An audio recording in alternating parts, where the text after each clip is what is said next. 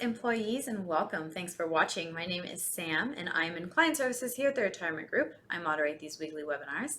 In just a minute, we're going to be joined by one of our senior advisors here. His name is Patrick Ray, and he will be going over some of the 2024 changes and updates coming for tax season. Before Patrick comes on, I'd like to very quickly remind you that although we work very closely with both active and retired clients and potential clients of Polaris, the retirement group is not affiliated nor endorsed whatsoever by Polaris. We are a completely independent group of financial advisors, so please keep that in mind as you listen along today. After Patrick's presentation, I will rejoin him very quickly to ask him some of the questions that may have been entered into the Q&A chat throughout the presentation.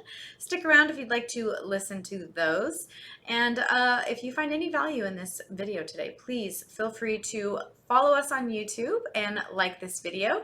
And as always, please share with anyone you think may find it of interest to them as well. And with that, I'm going to now turn over the presentation to Patrick Ray. Hi, Patrick. Thank you very much, Sam. Good afternoon, everyone. Hopefully everyone's having a great day, and we appreciate your attention this afternoon. And today we've got just an overview of some of the key 2024 tax updates that will certainly be relevant in some parts for some people rather than other parts. But to give you kind of an overview, what we're planning on talking about today is some specifics related to the standard deduction increases, the marginal tax rates, which have changed, which have a lot to do with typically our firm plans in the month of December with respect to Roth conversions and specialized tax planning and things of this nature. And so this would be relevant, of course, for those of you trying to maximize your tax brackets for sure. Retirement contributions have changed. We're going to talk a little bit about that. We're going to talk and touch on the estate and gift tax changes, and we're also going to cover some special tax provisions that should be noted. And so the standard deductions have increased, and this is great because many people, even though back in the day we used to be able to itemize our deductions, and oftentimes the itemization was over the standard deduction back in several years back anyway. And as we speak today, the standard deduction has gotten increased to $29,200 for a married couple filing jointly, and for a single and married filing separately, it's $14,600. And then for our head of household, it's $21,900. So this pretty much encompasses a very large percentage of the population with respect to how this ends up on your tax return and what best deduction will take place for you and your family. I mentioned the tax breaks, and of course the tax brackets specifically have been indexed and increased. And so you can see as our married filing jointly returns, the 10% bracket goes up to $23,200. And then we get an increase up to 12%, all the way up to $94,300, which used to be $87,000 last year. And then up to $201,050 to get to the 22% bracket. And then it gets to $383,900 and $487,450, et cetera, right? But the thing I want to point out here is the specifics as to how this relates to what's best for you, especially if you happen to be in a bracket that allows you some flexibility for Roth conversion and some additional tax planning, taking advantage of excess gains that you may have in a given portfolio holding. And there's a lot to be said for these tax brackets, and specifically maximizing the area that you end up falling into. And we talk a little bit more about this in one of our presentations, and I know Sam had mentioned that there'll be some additional links into the chat to get access to those. And then on the bottom part of this slide is the capital gains rates. And so those have been indexed for our married filing jointly people that if it's less than $94,050, it's zero. And then up to $583,750 will fall in the 15% bracket. And then everything over that $583,750 is taxed at the 20% capital gains rate. So for marginal tax rates, of course, our top still remains at 37%, and the adjustments have been all across the board with respect to all income tax brackets. And specifically, what is probably best for a takeaway here is to focus on the strategies that could be applicable for you and your family to reduce the ultimate tax liability that you may have, whether it be short-term or long-term or a combination of both. And so having said that, what we care about when you have retirement contributions, this is one of the very easiest ways and immediate impacts that you can make with respect to how you can get some tax break in the current environment, which is increasing your contributions. And you'd be amazed at how often we do reviews for people that have not increased their contributions, even though they've turned 50, for example, and they can have a catch-up provision. So you see the second bullet point, the catch-up provision for IRAs have been increased by $1,000, and then for retirement plans, it's $7,500 total.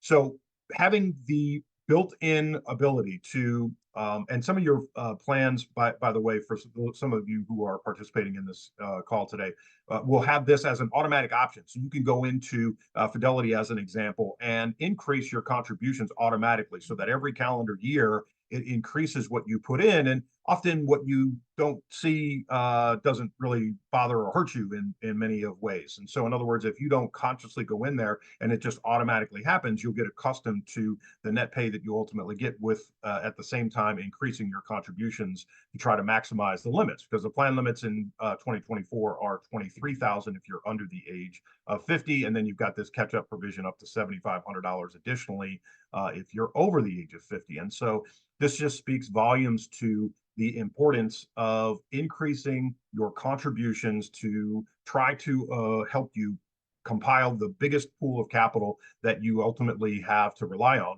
walk off payroll at some point in time. So there's been some estate and gift tax changes and updates, and the current estate tax exclusion is a little north of 13.6 million.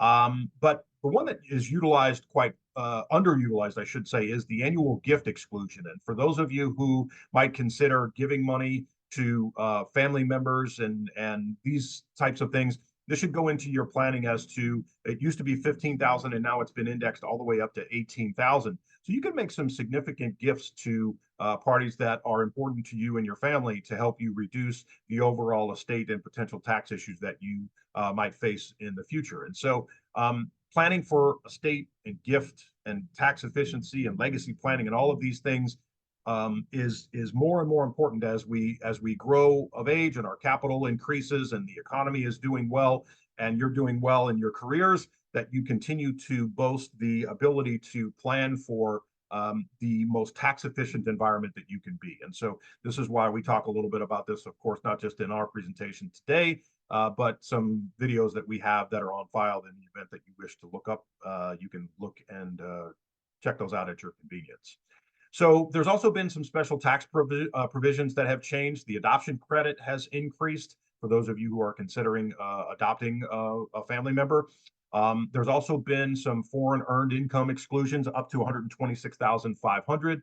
And again, these impacts are specific tax situations. And so depending on if they do or don't apply to you will be relevant to each individual, as everyone is different. But certainly we wanted to bring that up as part of our conversation this afternoon.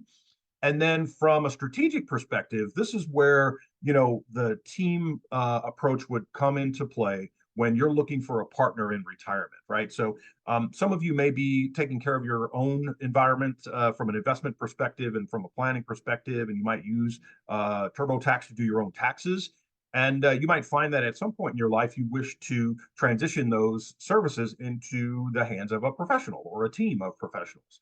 And so from a planning perspective, tax planning tips with relationship to preparing for the upcoming tax season, and more importantly, to reflect on what you could have done that might be an avenue for you to consider making changes going forward. And so leveraging increased deductions and exclusions, this is a big deal, right? As tax brackets go up, it gives us more room to consider things like Roth conversions and taking advantage of very highly appreciated stock in given scenarios. And so certainly this is a big tax planning tip that we like to offer, obviously, as a help to the overall planning process.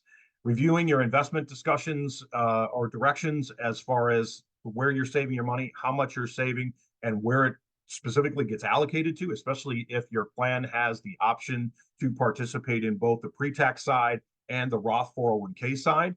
And then, as I mentioned, considering a consultation with a special tax advisor or someone who does taxes, like a CPA of nature, would be certainly beneficial to the overall process and a lot of these updates that may or may not apply to you. So from a preparation perspective, organizing your tax documents early cannot be more emphasized. We get calls on a regular basis between towards the end of January to the beginning of April on, hey, I didn't get my 1099, or I overlooked my 1099, or I can't remember what I did with my 1099s. And then, of course, all of the other documents that are relevant to being prepared to get your taxes filed. So this is organizing a tax file specifically might help you if you haven't considered that. And then, of course, the new deductions and all of the credits and some of the things that we've talked about today. And there's many, many other intricacies of the tax rules that have changed, which is why you may want to consider hiring or aligning yourself with a tax professional in an effort to help you so you don't get past this April 15th deadline to cause problems with the IRS. And so a recap of the key changes in 2024 was mainly the increased contributions that you can make in your 401k. And I cannot stress to you how important this is, right? We've never, ever ran into someone who is retired with too much money. Let me repeat that. We've never talked to anybody who is retired with too much money, meaning that the more that you can pay attention to this and the more contributions that you can make, the bigger pool of capital that you're going to have to live and be comfortable and flexible when you ultimately decide to walk away from the payroll. Okay.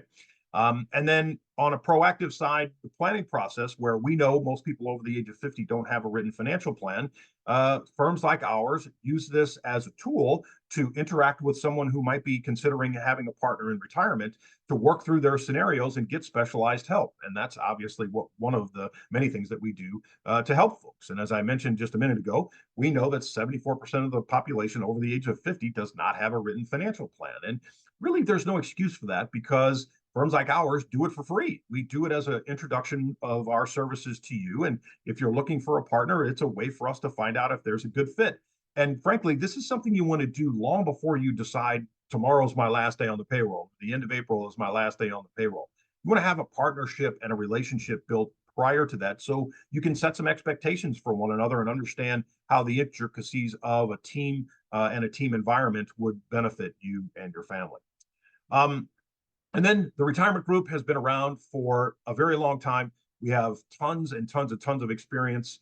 Myself, I've been in the business for over 25 years, and having the ability to bring to the table some knowledge on the specifics of your 401k plan and your healthcare benefits and your retirement plans and your pension plans and all of the things that you want to consider with respect to what you need to focus on and think through when it comes time to make one of the most important financial decisions that you have to make. It couldn't be more crucial, right? And that's why our team at the retirement group that has over 150 years of experience collectively to be here to help you make that transition, right? And then the thing that you might have as the biggest takeaway from what we have to offer is just a complimentary service of going through a financial plan in the event that you haven't already done so. And if you've had one done and it hasn't been updated in the most recent 12 to 24 months, I would encourage you to reach out to us. And you can do that by emailing us at info@theretirementgroup.com.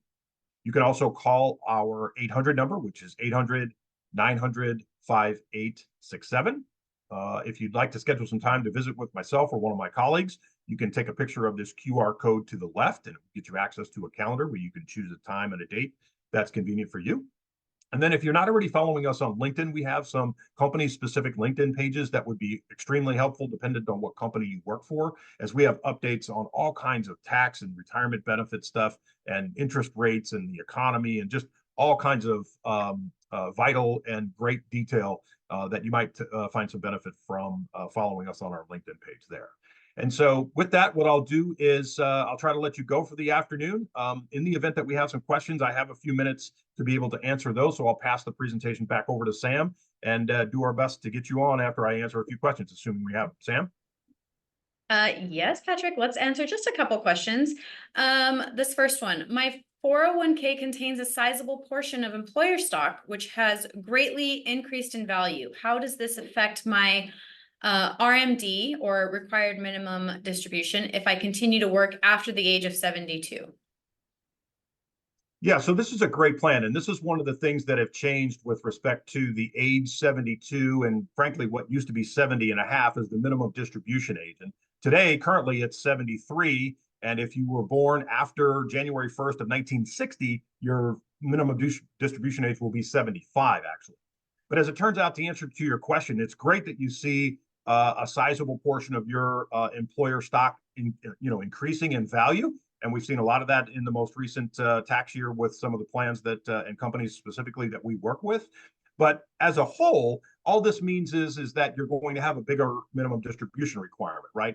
There's not really a way for you to address this other than to remove some of your individual stock by transitioning the money out of the 401k into an IRA, where you can specifically manage those holdings in a brokerage account, for example. But as a whole, if the value of whether it's in your employer stock or the holdings, the underlying holdings in your 401k as a whole, if it increases in value, it's going to potentially increase the amount of money that you're required to take out. So remember, as a reminder, the required minimum distribution is a set number on the totals of all of your qualified plan money prior to December 31st of the previous year, right? So on December 31st, there's a valuation that can be had, and your requirement is necessary for the following tax year, whether you take it in January or you can wait all the way up to December if you want.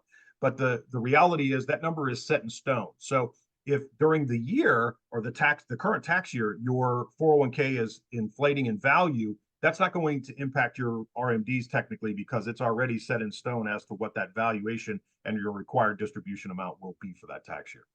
So I hope that helped. Alrighty, thank you, Patrick. Before I get to this last question, I wanted to just remind you all to please take a look in that Zoom chat. There are lots of links in there for you to access and get a hold of Patrick after this meeting, or after this presentation, if you'd like to book a meeting with him. You can also follow the LinkedIn. Please follow us on YouTube, etc. We want to connect with you guys as many ways as we can. Alrighty, Patrick, last question. Should I change my contributions now that the IRA contribution cap is rising to $7,000 for 2024? And how will this impact my tax situation? Yes, immediately. Should you change your contributions? Absolutely. And this should be, if you will already do this, a unique tip might be to just set a reminder on your calendar on January 5th or something that's not the beginning of the, well, not January 1st because if it's a holiday, obviously, but January 5th or January 10th to remind you to increase your contribution limits if you want to manually go in there and do it. And as I mentioned during the presentation, there's also a lot of plans that have the ability to automatically increase it by a certain percentage every year without you doing anything. So automatically at a given time, it just increases from 4% to 5% or from 10% to 11% or whatever. So you can make changes, and yes, you absolutely should, given the increase in exclusions and catch-ups and all that kind of stuff. It absolutely is something that you have to monitor and manage. And it's one of the biggest and best tips we can give you from a tax planning perspective. And oh, by the way, when you increase what you put into the 401k based on a pre-tax amount, it's going to reduce what you pay in income tax in this given year. So it helps you on both ends. So great question. I hope that helped. All righty, Patrick, that was it. That was all of our questions for today. Okay, wonderful. Well, we appreciate you spending some time with us today. We hope that you found some value in what we had to talk about, and feel free to reach out to us in any one of those ways I shared with you if you'd like to spend some time with us for further questions and concerns, and we're delighted to do what we can to help. Thanks for your time. Have a great day. Thank you, everybody. Thanks, Patrick. We hope to see you all again soon.